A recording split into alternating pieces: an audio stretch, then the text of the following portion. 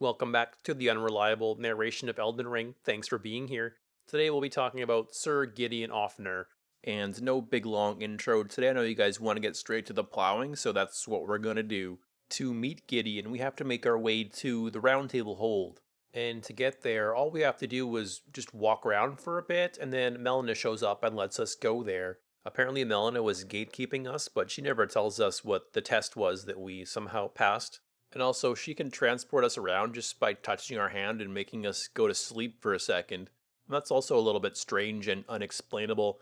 But of course, this is Melina, who is the will to life, so everything she does can seem a little bit mysterious. We wake up after our little sleep and we're in the round table hold, which is kind of like the office for Tarnished. And now it's time to meet some of our co-workers. When we arrive, standing around the round table is this mysterious figure whose body posture indicates that he's a very important person. We go to try to speak to this guy, and he doesn't really want to talk to us, it seems like. All he wants to do is put you in your place as a new guy. And this seems kind of familiar from your past life as a Tarnished when you were working at Zebra. There was that one time you needed a weekend off so you could go meet your friend out of town, and your shift supervisor said you better go take it up with the big man. And so you go into his office and you see him standing there trying to intimidate you with his posture. There had been an unexpected price hike in roast beef, and he was in a very bad mood. And so before we even got a chance to ask him, you already decided in your brain that the answer was going to be no. You turned around and left his office without even asking. And then, well, you never got to speak to that friend from out of town again, and soon the walls started caving in, and you realized that you could have prevented all this if you had just not been so scared. Suddenly you snap back to your present moment and realize that you're at the round table hold. You had been resurrected with a purpose, to become the Elden Lord. And so using tarnished inductive reasoning, we arrive at the conclusion that Gideon is in fact the manager. This time we're gonna get that weekend off. But now some of that undealt with shame we start projecting onto Gideon unconsciously. We think he seems like a bit of a coward, but we really need this job, so we stuff it down and hopefully it doesn't, bubble over later. And now a little bit like what Melina just did. Now Gideon's doing the same thing, telling us we gotta do something first. But at least he's not so mysterious. He tells us we just have to kill a boss and then we gotta talk to the two fingers. So it's a bit of a formality, but Gideon likes formalities. Gideon believes in upholding traditions as a way of gatekeeping people. And maybe we should ask something here. Like who died and made Gideon boss? I mean, really?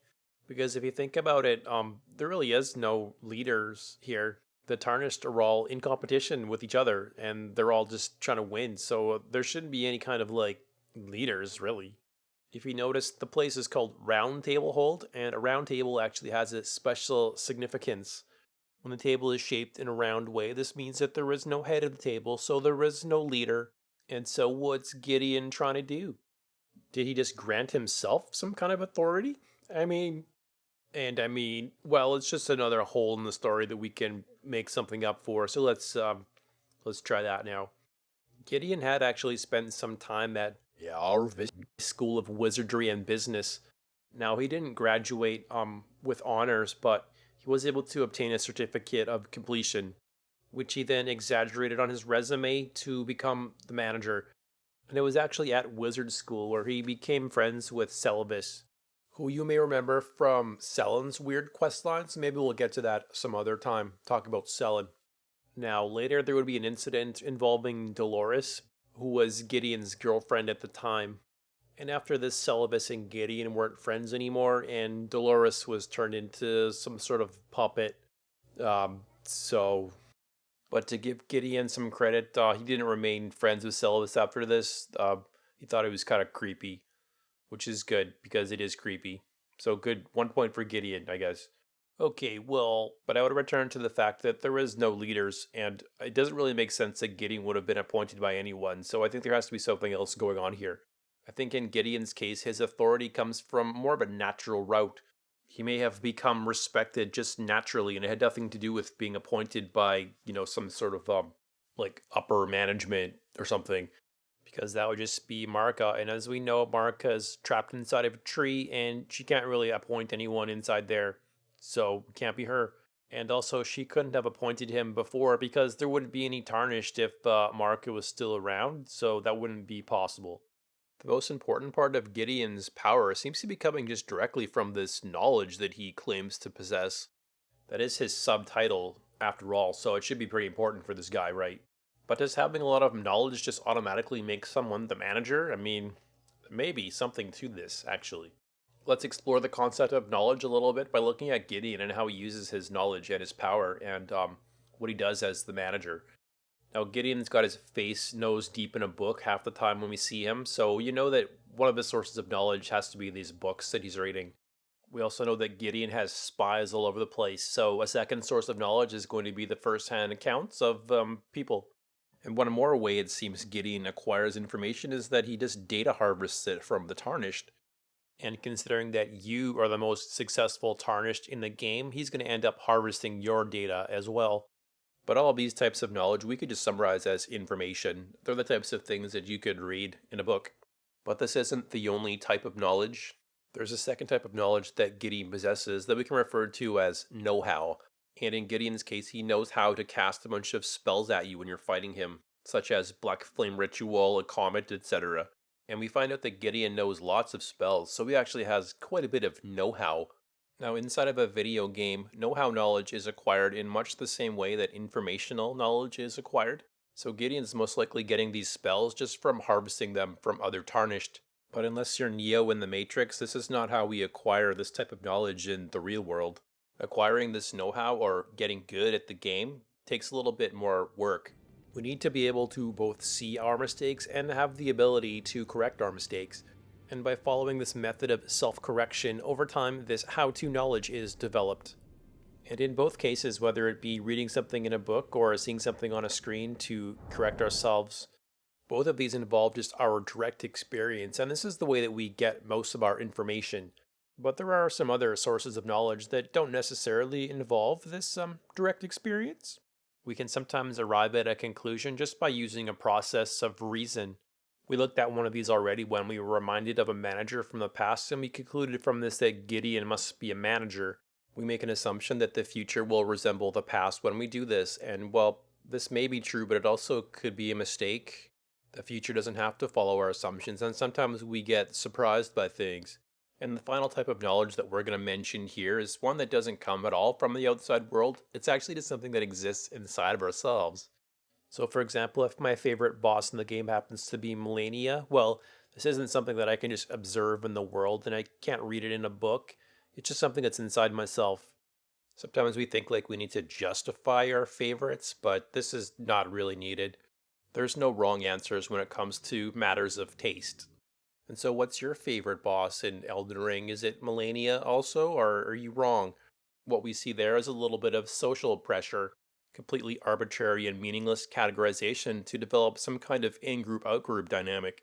But that's just something that we do as humans that doesn't really make any sense. But whatever these matters of taste happen to be inside of a person, they are a type of knowledge. Okay, great. So what about the truth and what about faking it? There's one type of knowledge that we looked at that really can't be faked at all. This is the know-how version. So for example, if you're trying to do like a level 1 no-hit run in Elden Ring, like you can either do it or you can't do it, and there's really no faking it. Like the proof is just in the actual action itself. So, and yeah, of course, you could fake a video of it, but I'm not talking about faking a video. That's something else. The other type of knowledge that can't really be faked is the one where you just look inside yourself. So, and of course, I could lie about who my favorite boss is in Elden Ring to fit into some kind of random in-group, out-group dynamic, but it doesn't change anything inside.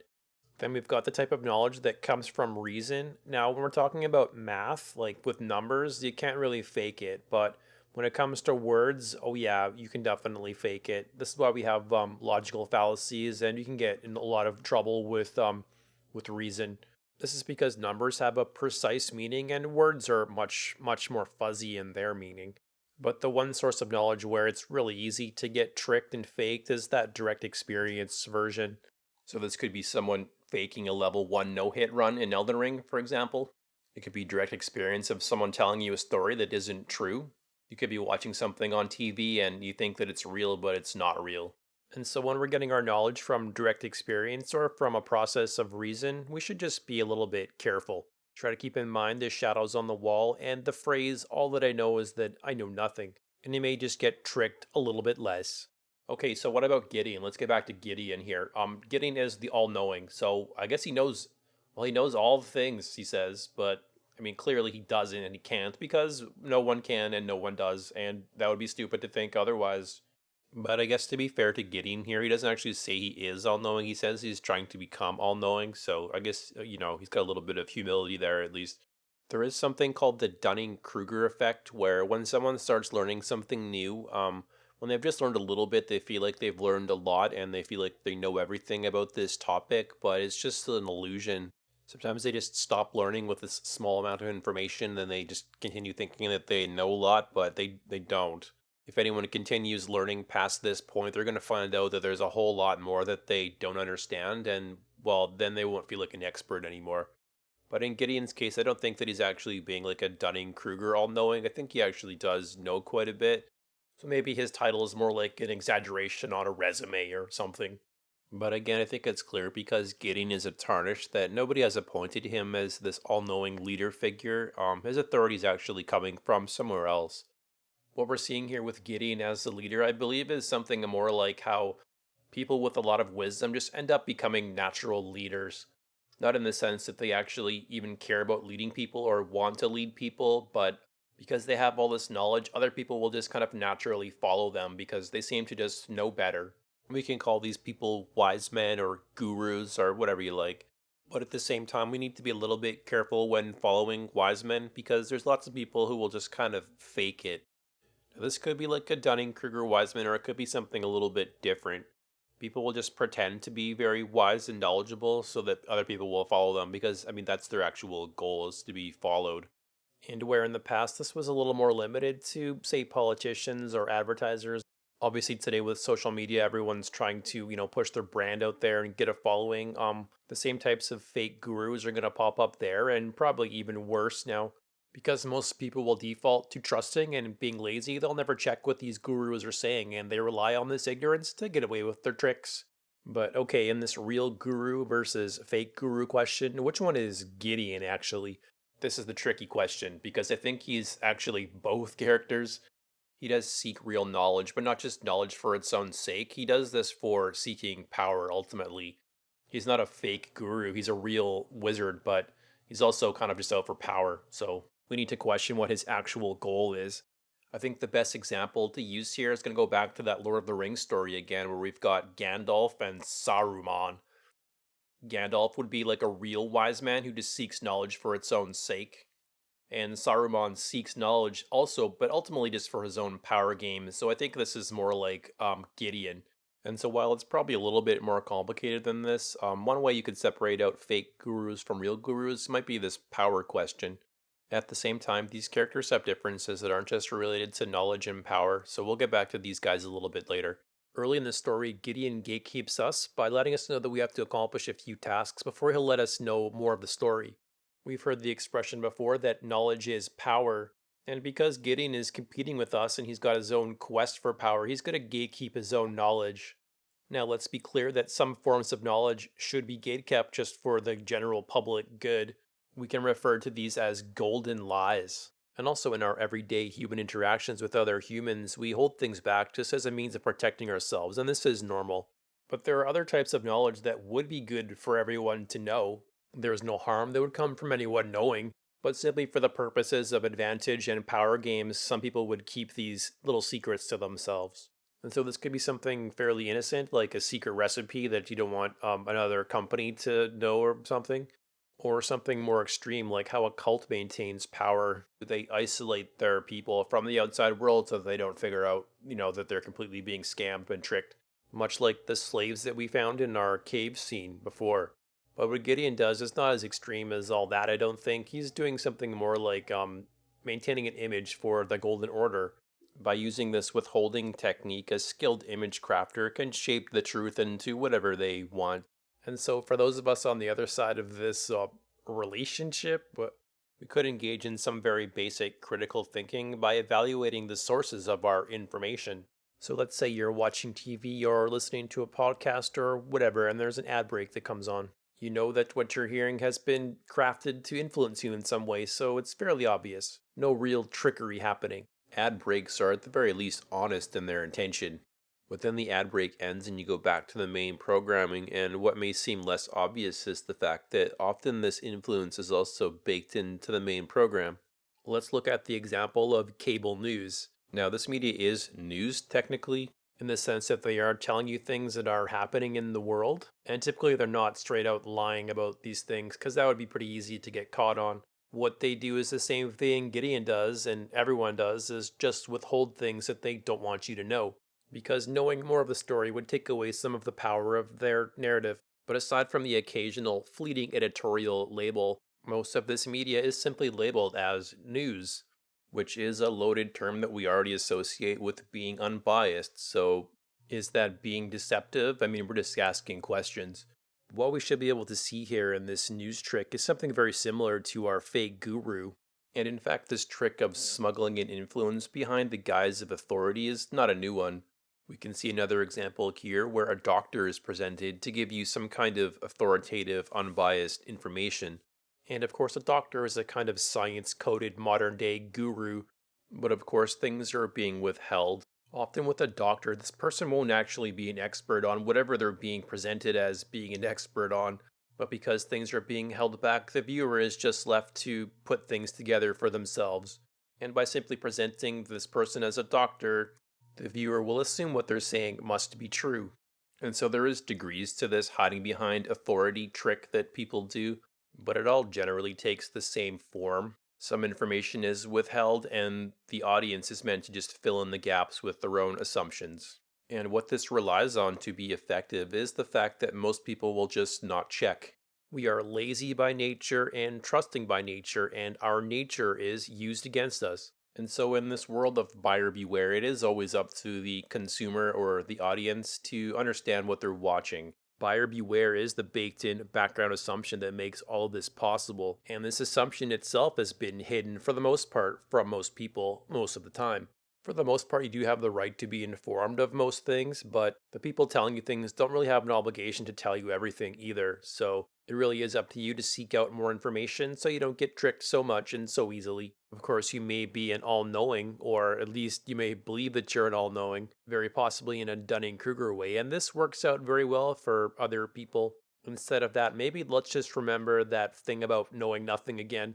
But now back to Sir Gideon Ofnir. What is he actually up to? Because we know from the story and just his dialogues that he holds things back from us.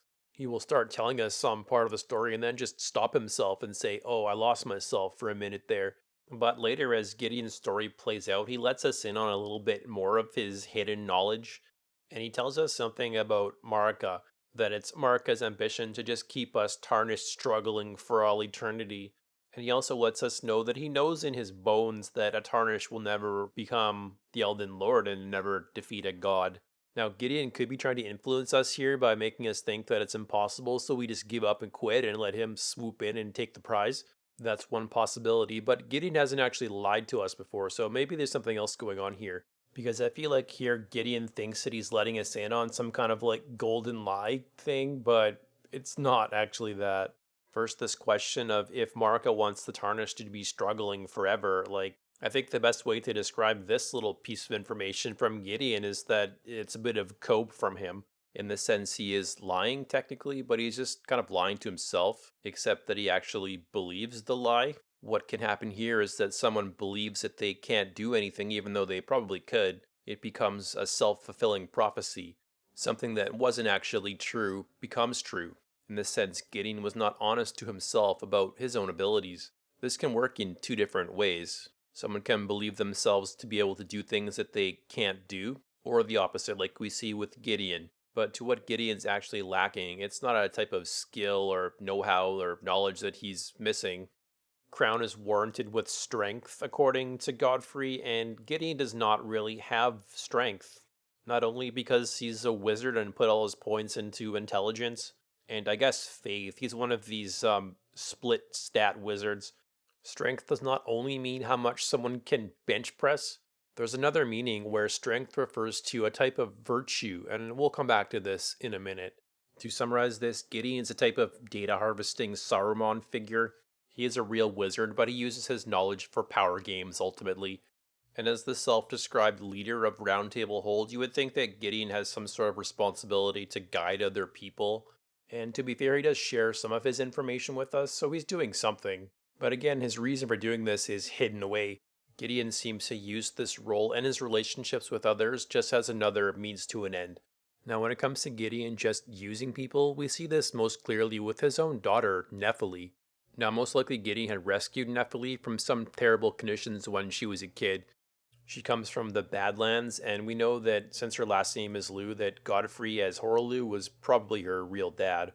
What I like to focus on is some of the traits exhibited by Godfrey being inherited by Nepheli, and most importantly, how this character of Nepheli is contrasted with Gideon, how these two would clash and have a falling out eventually, and then ultimately which one ends up being a ruler. Now, the most obvious way that Gideon uses Nepheli is just by putting her to work. When it comes to carrying out bloody, violent acts, Gideon would prefer that someone else does it for him. Gideon's uncaring attitude to how his actions affect others even extends to his own daughter. Gideon has opportunities to show us some basic humanity, but he always chooses the opposite. Like, for example, when we show him Celebus's potion and he knows that this is going to be used to turn Nepheli into some kind of puppet for Celebus, and while he's not happy about this, he doesn't try to stop us at all. And this callous attitude that Gideon displays towards his own daughter, I think, is very telling of his character. Gideon will just blindly follow the rules, and this is a huge contrast that we're going to see with Nepheli. Because, of course, ideally, following the rules won't lead someone towards doing horrible, immoral actions, but sometimes it does. Without a functioning moral compass, someone's not going to know the difference. And without a certain strength of character, a person won't be able to do the right thing, even though it's very hard to do so. Such a character would be said to be lacking in virtue, someone who may do the wrong thing because it's easy. And this is, of course, Gideon Ofnir.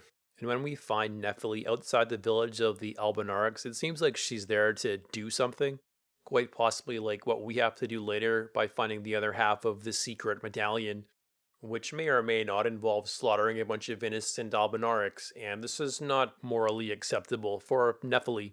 As difficult as this might be, it's time for her to stand up and go against Gideon. And so we have to go and fight this Omen Killer, and if you want, you can summon Nepheli to help you kill this thing. And assuming Nepheli is right about killing these Albinarchs being wrong, we're doing the right thing by getting rid of this Omen Killer. Now, Gideon had always presented himself to Nepheli as this honorable, moral character, but it turns out that those are just words. Gideon was clearly lacking in virtue, and for this reason, everyone who looks back on Gideon now considers him to be a crap character. Then later, back in Round Table Hold, we find Nepheli hiding out in the basement, and she's very upset by the whole event. Understandably, she did the right thing, but for doing this, she was punished by Gideon, where Gideon would expect orders to be carried out blindly and without question. Nepheli had a boundary when it came to slaughtering innocent people for Gideon's treasure hunting. And this is the clear contrast between these two characters. But if we decide to follow Nepheli's questline now, we can actually help her out quite a bit. All we really have to do is find and give to Nepheli a magical bird. And when we do this, it causes her to have a flashback to her youth.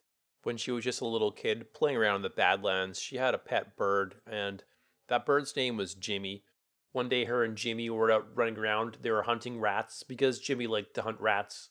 And Nepheli was excited to show these rats to her dad. She thought this was going to cheer him up because he'd been pretty down for a while. He kept saying that if he just made some money that Marco would take him back, so he was really obsessed with making some money. And Nepheli had tried to explain to Horaloo that Mark was never going to take him back. He had just been used and tricked by her, and well, she doesn't care about him at all. But Horaloo didn't understand, and he was kind of in denial. Now, to make ends meet, Horaloo had taken a job at Zero, and due to some unforeseen circumstances in the roast beef market, Horaloo was not making the kind of money that he needed to be making to get Mark back. And just then, Nepheli comes in with her basket of rats, and Horaloo recognizes an opportunity. If they could use rats for a filler, then they wouldn't have to eat so much of a cost with the price of the beef increase. They could just put rats in those sandwiches. But for this to work, Horaloo's going to need a lot more rats, so he says to Nepheli, get out there and get some more rats. But just about then, a mysterious man shows up at their hut, a traveling man. He has overheard this little rat discussion, and he's got an idea. This man claimed to actually be an expert in making rats breed, and he had actually developed an app that was going to make the rats breed even harder and get giant. And so Horaloo thinks, oh, that sounds pretty good. Get to work there, Rat Man. And, well, he did. And this man was Gideon. But he didn't just make these rats bang each other. What he actually planned on doing was harvesting their little fur coats so he could make his drip. And so later when he noticed Gideon's whole outfit, you probably wouldn't notice that it's made out of rats, but it is. Anyway, they kept this scheme going for quite a while. Some people started getting sick, but they just lied and said that it was other reasons and they just blamed somebody else for it. There was no sandwich inspectors or anything like that. Those people had all been fired a long time ago. But then a character that no one was expecting, Godefroy, jumps out of nowhere and he comes running out and he's, oh, justice for the rats. And then he murders Jimmy. Nepheli freaks out. And then Horlu comes running out of his hut and he's like, oh, what's going on? He starts to do his super predictable moveset. And then and all of a sudden Gideon pops out and he peels back his mask and he reveals his true identity, which was, of course, Godefroy. But now she snaps out of it. She returns to the present moment and realizes what's happened, and she's back in the round table hold. Well, now things just kind of make sense. This is why she was so upset about Godric. This is why she wanted to kill Godric, because she had thought that it was actually Godefroy. So she had made a little mistake in her reasoning, as, these things happen very commonly. But now, no, now she's got clarity, and she knows, like, she's on a mission now, and she knows her true enemy all along was Gideon. But finally she had the weekend off. And from this point she kind of just takes off. A little bit strange, she just leaves you there. But well, and later you can go to Castle Stormvale and you find her there and she's become the leader of the castle. So that's pretty cool. You helped her do that. Great job, Tarnished. You and Nepheli had bonded over your shared hatred of Gideon, and well, although it was never your goal to get this to happen, she offers to lighten your load for you, which is, hey, that's a nice bonus for doing the right thing. But now we can look at why Kenneth Haidt had decided to put Nepheli into power. Well, again, it comes back to this virtue idea. And there's all kinds of different virtues, but let's just look at a few that are relevant to Nepheli. So her bravery, for one, that's definitely a virtue. Doing what's right, even though it's really difficult. Standing up for herself and having boundaries. And maybe most importantly, not murdering innocent people. And all of these virtuous traits that Nepheli displays, we could throw these all into the same basket and just call it strength. So even though Nepheli doesn't have all the book learning that Gideon has, she does have quite a bit of know-how with her Stormhawk Axe abilities, and she also has shown that she can do the right thing even under pressure. This makes Nepheli the type of person who others will want to follow, just like a wise man. And even though it was never her ambition to become powerful, she's kind of given this right by someone who thinks that she's going to do a good job. Again, this was Kenneth Haidt that gave her this power, and it seems like, Kenneth Haidt's not that bad of a guy, actually. He's not Marika. Paradoxically, it seems like the people who don't want power are maybe the ones who should have power. At least with a character like Nepheli, not so much a character like Gandalf, because as everyone knows, wizards are kind of deranged, and often have undisclosed addictions to mysterious potions that will certainly affect their judgment in some way, and that's not good. Okay, so in summary now, what have we learned? So Gideon kind of becomes the boss of the Round Table Hold. Even though he doesn't really have the right stuff when it comes to virtue, he has knowledge, and he kind of toes the line. So, on the other hand, we've got Nepheli, who would probably be a better boss than Gideon. And while Nepheli probably wouldn't find a job working for Marika as the manager of Round Table Hold, she was able to become the ruler of Stormvale Castle for Kenneth Haidt, so maybe that's better. And again, this is just Nepheli at the beginning of her leadership arc. Who knows what's going to happen later with that Ring of Power. Maybe if any of these stories have taught us anything, that she probably shouldn't have that power for very long. Alright, well, that's the end. Thanks for playing along today. I know it got kind of weird, but, well, I'm still trying to figure out what I'm doing, so it's going to get weird. Hope you enjoy the weirdness. Subscribe, please, if you're not, and if you are, extra special thanks to you guys. And, yep, hang in there, people.